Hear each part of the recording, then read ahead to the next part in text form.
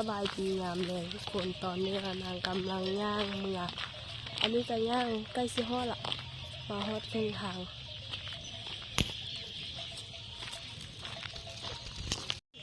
มาฮอดครึ่งทางแล้วได้ประมาณนี้อันนั้นแม่กับน้องมาแต่ห้านกำลังเมือนอนอันเมื่อนี้กับเมือเวงประมาณนี้แหละบ้านนางก็ได้ทุกคนอันนั้นน้องกับแม่กับย่างฮอดพูดแหละ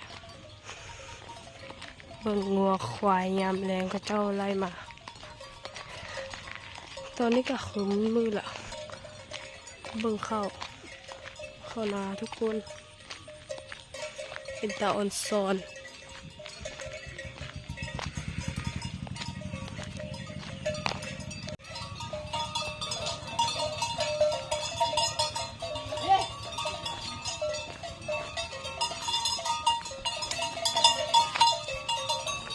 เจ้าไล่ควายไล่งัว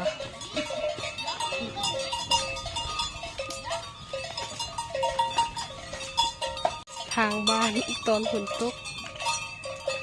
ประมาณนี้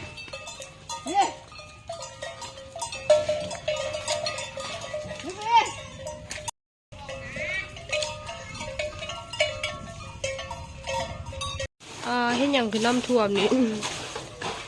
เอาน้ำจนน้ำท่วมเอาน้ำตอนแรงจนน้ำท่วมทุกคนเมืองดอกไม้ทุกคนดอกไม้หาสิฮดนะเขาเจ้าฮดยังเปียกๆอยู่เบิ่งงามแฮงก็มีดอกไม้มีอย่างไรอยู่นะมาเบิ่งสวนพักที่เราเคยถ่ายรีวิวให้ทุกคนเบิ่งเนาะที่เรานั่งถ่ายเบิ่งตอนนั้นก็คือตอนนี้ก็มีมักถั่วมีมักแตงอย่างเต็มเลยเบิ่งหลายอย่าง